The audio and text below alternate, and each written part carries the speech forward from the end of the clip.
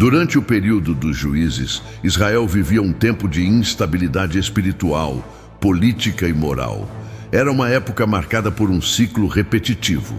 O povo se afastava de Deus, caía sob opressão de inimigos, clamava por socorro e então o Senhor levantava um juiz para libertá-los. Não havia rei em Israel e cada um fazia o que parecia certo aos seus próprios olhos. Foi nesse cenário de caos e necessidade de liderança que surgiu a figura de Jefté, um personagem complexo, cuja história é tanto inspiradora quanto trágica. Jefté era filho de Gileade com uma prostituta. Esse detalhe sobre sua origem é central para entendermos a profundidade de sua trajetória. Embora seu pai fosse um homem importante, Jefté foi rejeitado pelos irmãos legítimos, filhos da esposa de Gileade, que o expulsaram de casa para não dividir a herança com ele. Vítima de preconceito e exclusão, ele foi marginalizado desde jovem, tornando-se um pária social entre o próprio povo.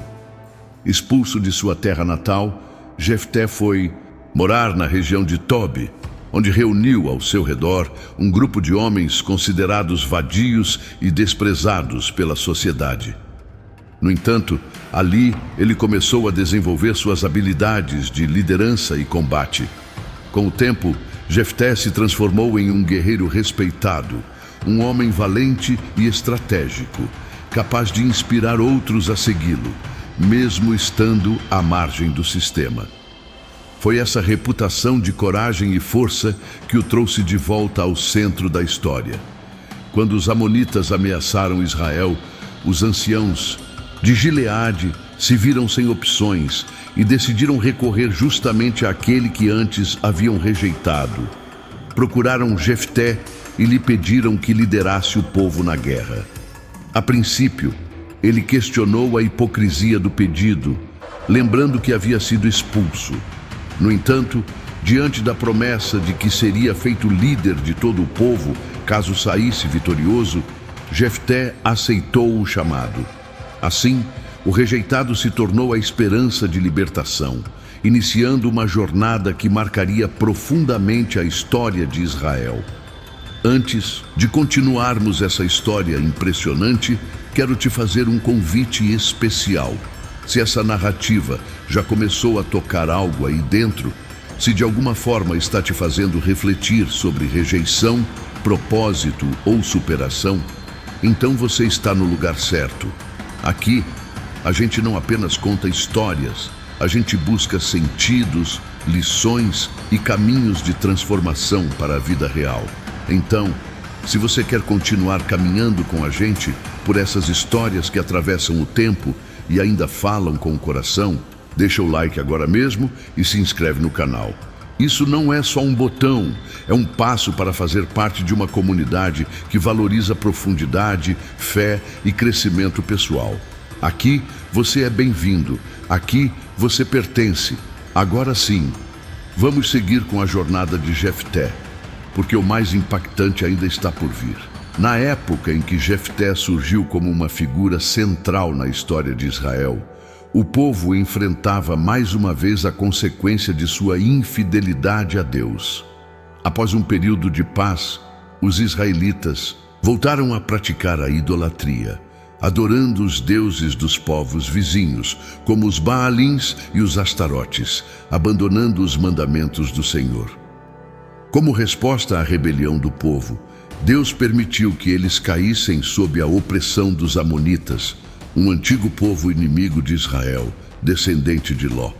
Por 18 anos, os amonitas oprimiram duramente as tribos que viviam do outro lado do Jordão, em Gileade, bem como em Judá, Benjamim e Efraim. A situação política era caótica. Israel estava dividido, sem liderança unificada, vivendo sob a ameaça constante dos inimigos. Os amonitas não apenas dominavam militarmente, mas avançavam com arrogância e violência, buscando expandir seus territórios e impor domínio completo sobre os israelitas. O povo, desesperado, clamou a Deus, mas desta vez o Senhor lhes respondeu com severidade, dizendo que buscassem socorro nos deuses que haviam escolhido adorar. Foi somente após um arrependimento sincero e a eliminação dos ídolos que Deus começou a mover os acontecimentos para trazer libertação ao seu povo.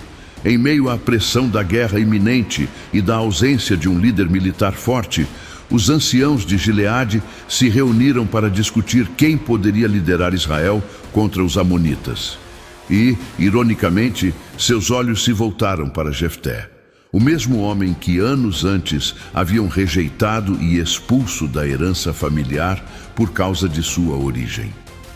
Agora, diante da crise, o rejeitado se tornava necessário.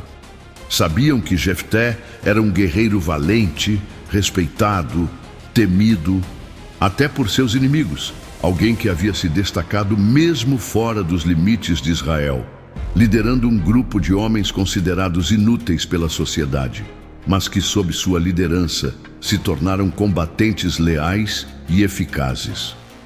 Os anciãos foram até a terra de Tobi para encontrá-lo. Ao vê-los, Jefté questionou diretamente: "Por que agora viestes a mim, quando antes me odiastes e me expulsastes da casa de meu pai?" Os anciãos reconheceram sua falha, ainda que de forma velada, e pediram que Jefté voltasse com eles para liderar o exército contra os amonitas. Mas Jefté não aceitou de imediato.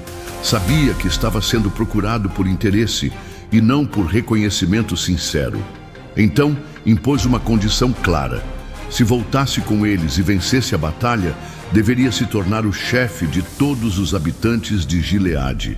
Os líderes concordaram com a proposta e, em um gesto formal e solene, reafirmaram diante do Senhor em Mispá que Jefté seria o chefe e comandante se conduzisse Israel à vitória. Esse acordo marcou um ponto de virada na trajetória de Jefté, transformando-o de marginalizado a líder oficial, com autoridade política e militar sobre o povo que antes o desprezara. Era o início de uma aliança delicada, feita sob pressão e necessidade, entre um povo arrependido e um homem moldado pela dor da rejeição, pronto para enfrentar um inimigo implacável em nome de um povo que só agora começava a reconhecê-lo. A guerra contra os amonitas estava prestes a começar, e Jefté, agora à frente de Israel, carregava sobre os ombros o peso da responsabilidade e a chance de provar finalmente o valor de sua existência. Com a responsabilidade de liderar Israel diante da ameaça dos amonitas, Jefté sabia que não seria uma batalha simples. Apesar de sua experiência militar e da confiança do povo que agora o seguia, ele estava ciente de que a vitória não dependeria apenas de estratégias ou força de combate. Israel era um povo cujo destino estava profundamente entrelaçado com sua relação com Deus. E Jefté, mesmo sendo alguém que viveu à margem por muitos anos, tinha consciência disso. Foi nesse contexto de tensão, expectativa e urgência que ele tomou uma decisão que mudaria para sempre sua vida e a história de sua casa. Fez um voto ao Senhor. O voto de Jefté é um dos momentos mais intensos e controversos das Escrituras.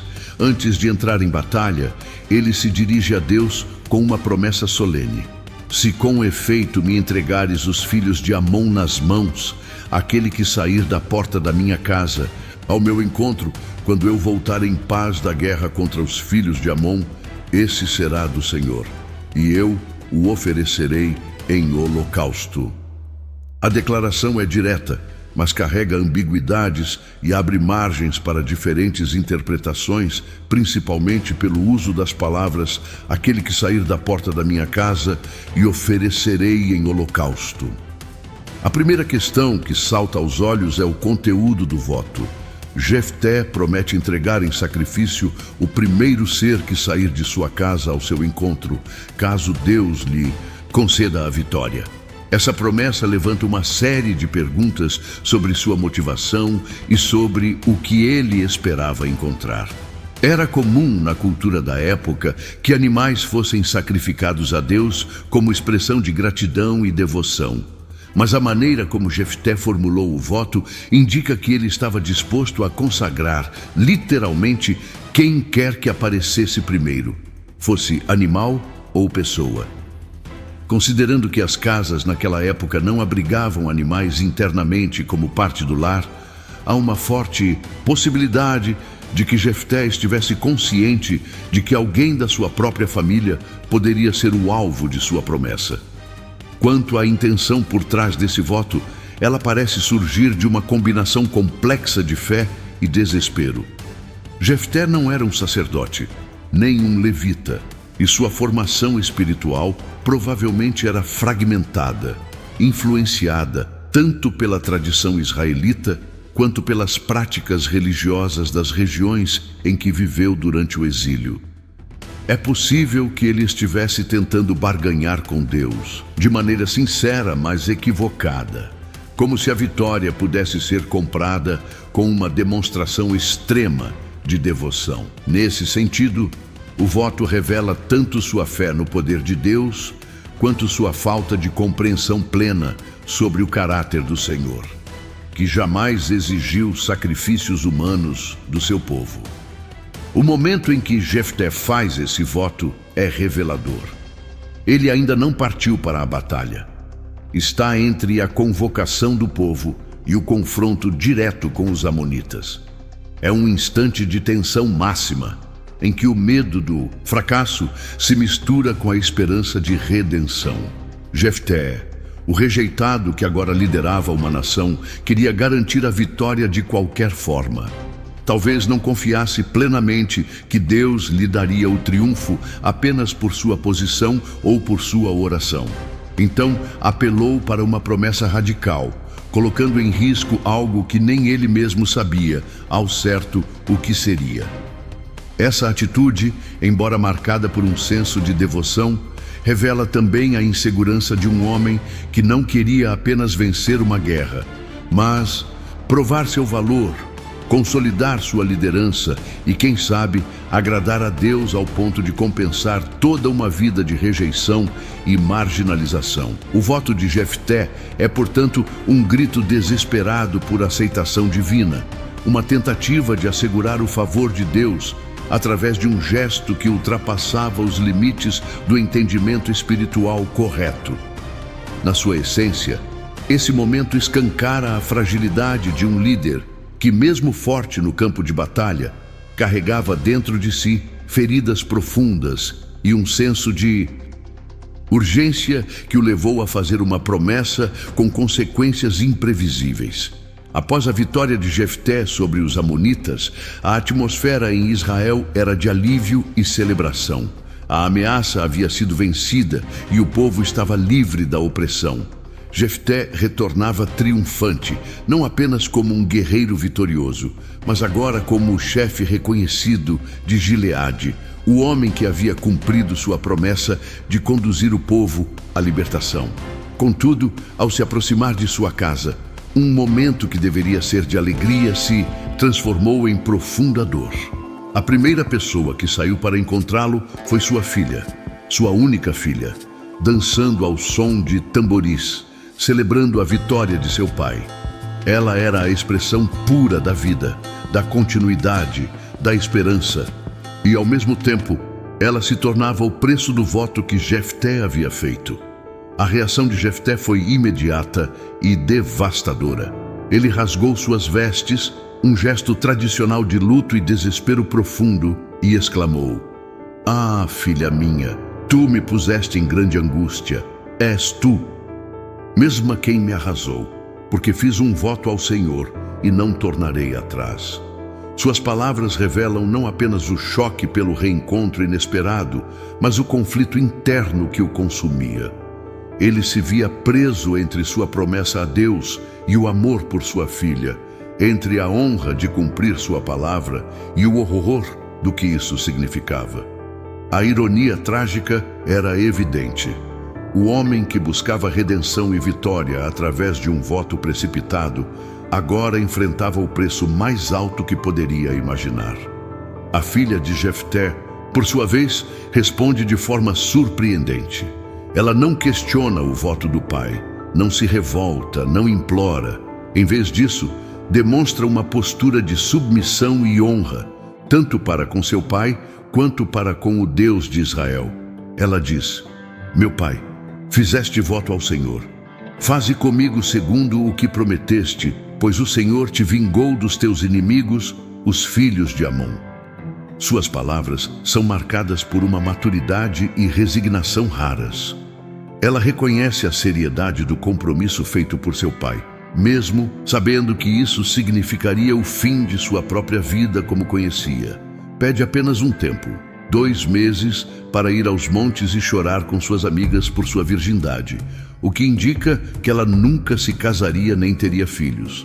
Esse detalhe é importante, pois aponta para um aspecto essencial da tragédia: a extinção da linhagem de Jefté, que não teria descendência. Ao final do período de 2 meses, ela retorna e se entrega ao cumprimento do voto.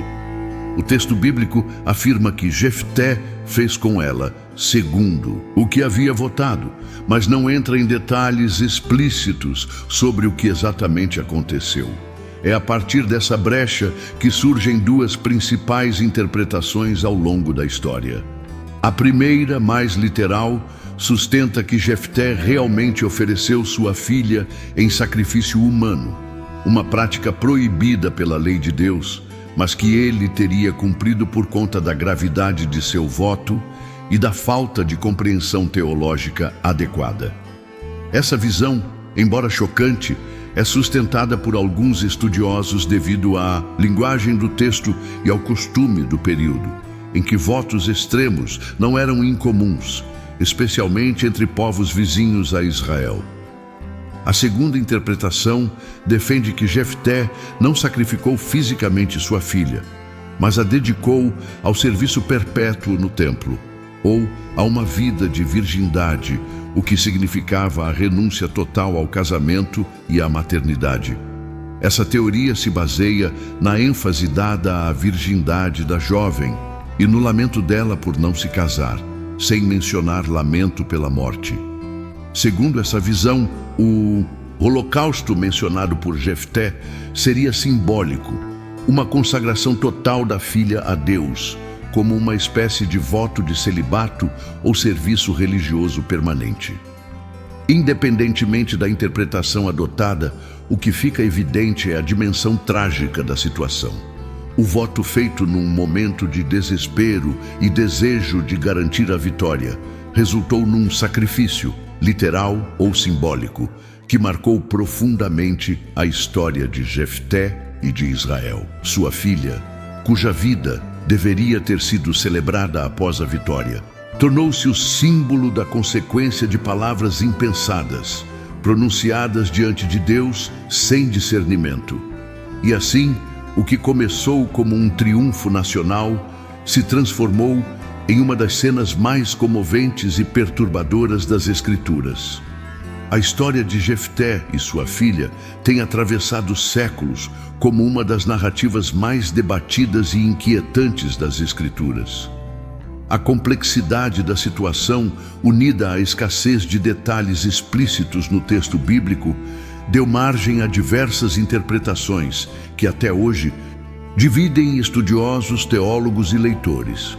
A primeira grande controvérsia gira em torno da natureza do voto de Jefté e seu cumprimento. Teria ele de fato sacrificado sua filha em holocausto, tirando-lhe a vida como parte de uma oferta ao Senhor? Ou a dedicou a uma vida de celibato, de serviço exclusivo a Deus, afastando-a para sempre do casamento e da maternidade? A interpretação mais literal defende que Jefté ofereceu sua filha em sacrifício humano, conforme o voto que fizera. O texto de Juízes 11:39 afirma que ele cumpriu nela o voto que havia feito, o que, à primeira vista, parece indicar que o holocausto foi realizado literalmente. Essa linha de pensamento considera o contexto histórico e cultural da época, em que votos desse tipo, embora proibidos pela lei de Deus, eram comuns entre os povos pagãos que cercavam Israel. Assim, alguns entendem que Jefté mesmo sendo israelita, teria sido influenciado por essas práticas e, na ausência de uma orientação clara ou sacerdotal, levou sua promessa às últimas consequências. Por outro lado, muitos estudiosos acreditam que a filha de Jefté não foi morta, mas consagrada ao Senhor para viver em castidade, talvez servindo no tabernáculo. A principal base para essa interpretação está no foco do texto sobre a virgindade da moça e no fato de ela ter chorado não sua morte, mas o fato de nunca se casar. O holocausto, neste caso, seria simbólico, uma entrega total de sua vida a Deus, como oferta viva, não no sentido literal de morte, mas de renúncia completa à vida comum e à maternidade, o que para uma mulher israelita era uma das maiores realizações esperadas. Além da natureza do voto, outra questão sensível é a atitude de Deus diante dessa situação. Em momento algum, o texto afirma que o Senhor exigiu ou aprovou o voto de Jefté. Deus concedeu a vitória ao juiz antes mesmo do cumprimento da promessa, o que indica que o voto em si não foi uma condição imposta por Deus. Não há registro de que o Senhor tenha respondido ou aprovado a proposta de Jefté. Isso levanta a possibilidade de que Deus apenas tolerou a decisão de seu servo, sem intervir diretamente, deixando que ele arcasse com as consequências de suas próprias palavras. Isso revela um princípio espiritual importante. Deus não compactua com promessas insensatas, e cumprir algo que vai contra a sua vontade nunca é um ato de fé, mas de ignorância ou presunção. Esse episódio lança luz sobre a seriedade dos votos feitos diante de Deus e as consequências de tomá-los de forma precipitada. Jefté, talvez em um momento de desespero ou religiosidade mal direcionada, proferiu palavras que não poderiam ser facilmente desfeitas. A Bíblia trata os votos com grande seriedade. Melhor não prometer do que prometer e não cumprir. No caso de Jefté, ele foi além, prometeu sem saber o que estava entregando, e quando percebeu, era tarde demais. Ele não quebrou sua palavra, mas o preço foi devastador. A partir dessa história, emergem lições valiosas para qualquer tempo. A primeira delas é sobre o poder das palavras. O que dizemos, especialmente diante de Deus, tem peso e consequências. Palavras lançadas em oração, votos feitos em momentos de emoção, promessas feitas por impulso, tudo isso pode se voltar contra nós se não forem guiadas por sabedoria. Não é a quantidade de nossas promessas que agrada a Deus, mas a sinceridade e a obediência com que vivemos. Outra lição clara é a importância de conhecer a vontade de Deus antes de agir. Jefté não consultou o Senhor antes de fazer seu voto. Ele não buscou direção, não pediu confirmação. Sua promessa foi fruto de uma tentativa de garantir o favor divino por meio de uma troca, quase como um contrato. Mas Deus não se relaciona com seu povo por barganhas. Ele deseja obediência, confiança e intimidade, não sacrifícios impensados. Por fim, essa história nos confronta com a linha tênue entre fé genuína e fanatismo. Jefté demonstrou coragem, liderança e confiança em Deus, mas também revelou uma fé marcada por distorções e influências culturais equivocadas. O zelo sem entendimento pode levar a tragédias, mesmo quando nasce de intenções sinceras. A fé verdadeira não exige votos extremos, mas entrega diária e sabedoria espiritual. Quando essa linha é cruzada, o que deveria ser uma demonstração de devoção pode se transformar em erro irreparável. A história de Jefté, marcada por dor, superação e fé, deixa em nós uma impressão que vai muito além de uma narrativa antiga. Jefté não foi apenas um guerreiro, um juiz de Israel ou um homem que fez um voto polêmico. Ele foi um ser humano moldado por cicatrizes profundas. Desde a infância, seu caminho foi marcado pelo desprezo. Filho de uma prostituta, rejeitado por seus irmãos e expulso de casa, Jefté cresceu ouvindo que não tinha valor, que não pertencia, que era indigno de uma herança. Quantos hoje se sentem assim? Quantos já ouviram que não servem, que são um erro, que nasceram no lugar ou na família errada? Mas mesmo rejeitado, Jefté não desistiu.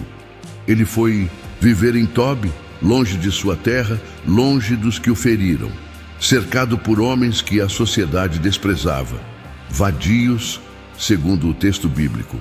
Ele se tornou líder deles. Não porque teve apoio ou estrutura, mas porque a dor o ensinou a lutar. Ele se formou no silêncio, se fortaleceu na exclusão, se preparou enquanto ninguém olhava. E quando o momento chegou, Deus virou a história. Aqueles que o expulsaram, agora o chamavam de volta. Os mesmos que disseram, você não serve, agora diziam, venha nos liderar. O rejeitado se tornou necessário, o desprezado se tornou essencial. Jefté venceu os amonitas, libertou o povo, cumpriu sua missão com coragem. Mas também fez um voto precipitado, em um momento de angústia, talvez na ânsia de garantir a vitória e provar seu valor diante de Deus e dos homens, prometeu sacrificar quem saísse primeiro de sua casa. E quem saiu foi sua única filha. A promessa que ele fez, sem saber o custo, se transformou na sua maior dor. O mesmo coração que venceu no campo de batalha sangrou na intimidade do lar. Ele, que já havia perdido tanto na infância, agora enfrentava uma perda ainda mais profunda. Não há relatos de que tenha tido outros filhos. Seu nome, sua descendência parou ali. Sua vitória foi marcada por lágrimas. Mesmo assim, a história de Jefté não é só sobre erros e feridas. É também sobre a fidelidade de Deus. Porque apesar do passado difícil, das marcas, das falhas, Deus usou Jefté poderosamente. Ele se tornou juiz de Israel por 6 anos. Seu nome entrou na galeria dos heróis da fé em Hebreus 11. Ele provou que o lugar de origem não define o destino. Provou que as palavras duras que ouvimos não têm mais poder do que a palavra que Deus libera sobre nós. E mesmo com cicatrizes, mesmo com limitações, mesmo com decisões precipitadas, Deus continuou a agir. Essa história nos ensina que confiar em Deus vale a pena, mesmo quando tudo parece contra nós. Vale a pena permanecer firme, mesmo quando o mundo nos vira as costas. Deus não esquece dos rejeitados. Ele transforma dor em propósito, vergonha em honra e derrota em vitória. Mas também nos alerta sobre a seriedade das nossas palavras, sobre o cuidado ao agir sem direção divina. Fé verdadeira não é movida por desespero, mas por confiança constante, mesmo quando os resultados ainda não aparecem. Se essa história falou com você, se de alguma forma te lembrou de algo que você já viveu ou está vivendo, compartilhe com alguém. Talvez outra pessoa precise ouvir que é possível vencer, mesmo com cicatrizes. Talvez alguém esteja prestes a desistir e precise saber que Deus ainda levanta os rejeitados. E se você quer continuar acompanhando histórias como essa, refletindo sobre a Bíblia de forma profunda, se inscreva no canal. Vamos juntos aprender, crescer e descobrir que Deus ainda escreve histórias lindas com pessoas improváveis. Porque no final, o que importa não é de onde viemos, mas para onde Deus pode nos levar.